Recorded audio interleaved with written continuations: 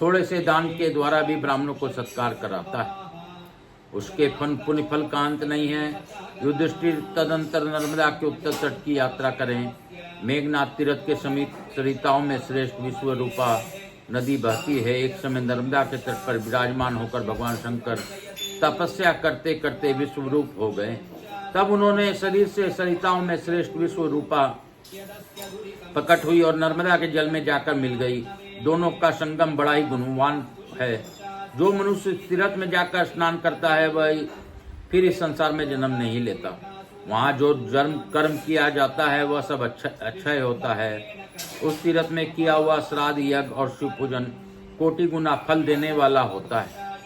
वहाँ 5 शिवलिंग प्रसिद्ध हैं: मेघनादेश्वर, गोष्ठेश्वर, वागीश्वर, काकड़ेश्वर और लक्षणेश्वर।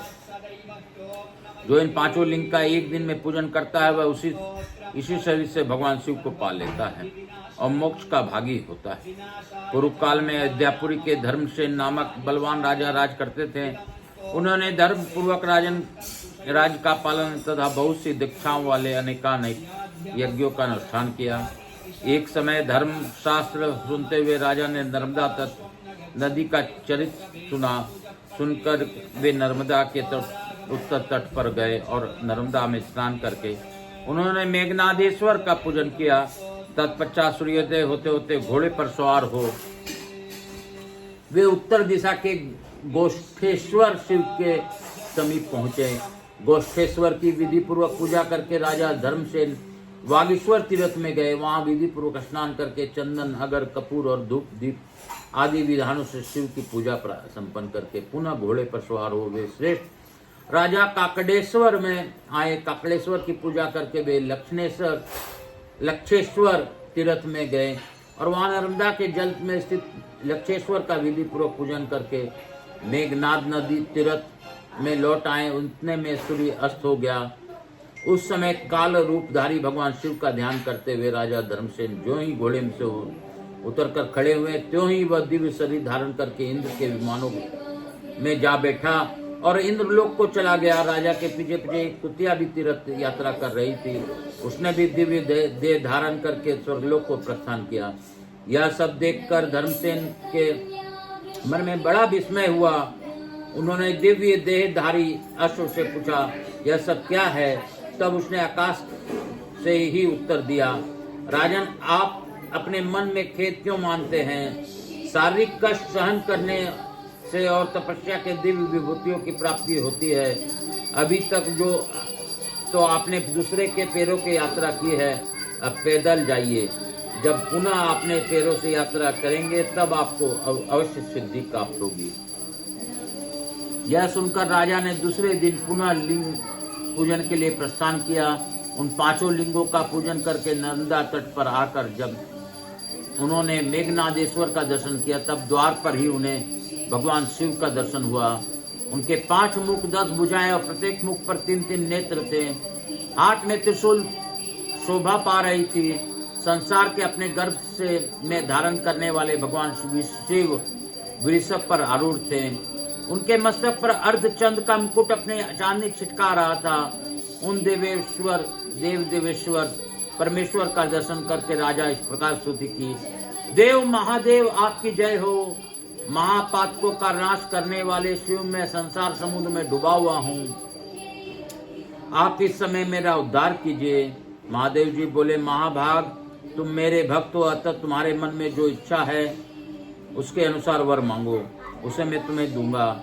राजा ने कहा, देव, यदि आप मुझ पर प्रसन्न हैं तो मुझे अपने साथ रहने वाले सेवक बना लीजिए, और जो लोग एक दिन में इन 5 त्रिलिंगों का पूजन करें वे सभी आपके अनुचर हो जाएं। यहाँ मेरी लिए वर है, यही मेरे लिए वर है। धर्मसेन के बात सुनकर महादेव जी ने एवं अस्तु कहा तथा उन्होंने साथ लेकर वे कैलाश पर्वत पर चले गए। युधिष्ठिर भगवान शिव ने राजा धर्मसेन को अपने आप में लीन कर लिया। बोलो शंकर भगवान की जय। काशी काशी शिव काशी, मोक्ष नगरी काशी की जय। बाबा भोलेनाथ की दया से हम लोगों ने आज की कथा यहीं पे विराम देंगे इसी अध्याय के साथ।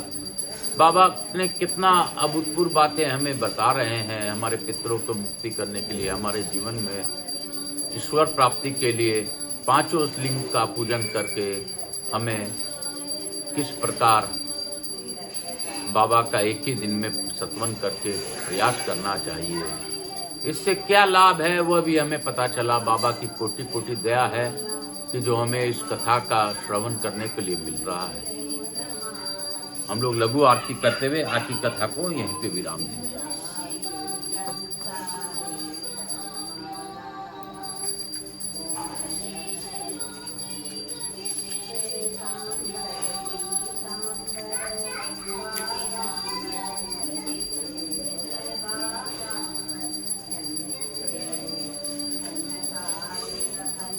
कर्पूर गौरम करुणावतारम संसार सारम भुजगेन्द्रहारम सदा वसंतम हृदयारविंदे भवानी सहितं नमामि। श्री राम जय राम जय जय राम, श्री राम जय राम जय जय राम, श्री राम जय राम जय जय राम, श्री राम जय राम जय जय राम, श्री राम जय राम जय जय राम। समस्त देवी देवताभ्यो नमो नमः। महादेव की जय, समस्त राधा कृष्ण की जय, कैलाश बाबा भोलेनाथ की जय, महाकाल राजा की जय, माता देवी पितृ देवताभ्यो नमो नमः। समस्त देवी देवताभ्यो नमो नमः। भगवत्सलाय नमः। मैं प्रथम पूज्य देव गणपति गणेश जी महाराज, लक्ष्मी जी महाराज, रिद्धि सिद्धि शुभ लाभ कुबेर जी महाराज से अनुरोध करता हूँ आप सभी लोगों को आशीर्वाद प्रदान कर हमारे यहाँ निवास रहकर अखंड कृपा बनाए रखें। आवाज समस्त देवी देवताओं से अनुरोध करता हूँ सभी लोगों को आशीर्वाद देकर अपने स्थान को गमन करें। पुनः बुलाने पर पधार कर हमें आशीर्वाद दें। मैं अपने पूर्वजों को नमन करते हुए, अपने श्रोताओं के पूर्वजों को नमन करते हुए उनसे भी अनुरोध करता हूँ अपनी अखंड कृपा बनाए। मुझसे किसी प्रकार की त्रुटि हो रही हो तो बाबा क्षमा कीजिएगा। हे बाबा, आप तो अंतर्यामी हैं, सभी के कष्टों का निवारण करते हैं। बाबा आप अखंड कृपा बनाए रखिए। जो इस कथा का श्रवण करें उन्हें कथा सुनने का फल दीजिए।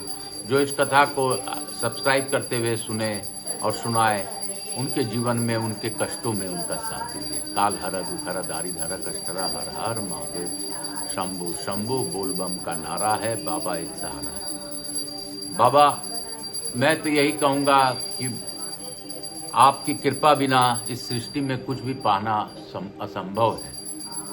तो आप ही हैं जो इस कैलाश के और इस सृष्टि के रचयिता हैं। हे महादेव, मुझसे किसी भी प्रकार की भूल होती हो तो क्षमा करते हुए, मेरा तो बिगड़ी आप जाने, आपके सिवाय मेरा इस सृष्टि में सच में कोई नहीं है। महादेव मैं आपके शरण में हूँ, शरण में रहूँगा। आपको मेरे साथ जो करना हो कीजिए। काल हर दुखहर दारी धर कष्टरा हर हर महादेव शंभु शंभु बोल बम का नारा है। बाबा एक सहारा। श्री शिवाय नमस्तुभ्यम भजाकर तो श्री शिवाय नमस्तुभ्यम जपाकर तो श्री शिवाय नमस्तुभ्यम। जीवन का है ये सार, श्री शिवाय नमस्तुभ्यम, श्री शिवाय नमस्तुभ्यम, श्री शिवाय नमस्तुभ्यम।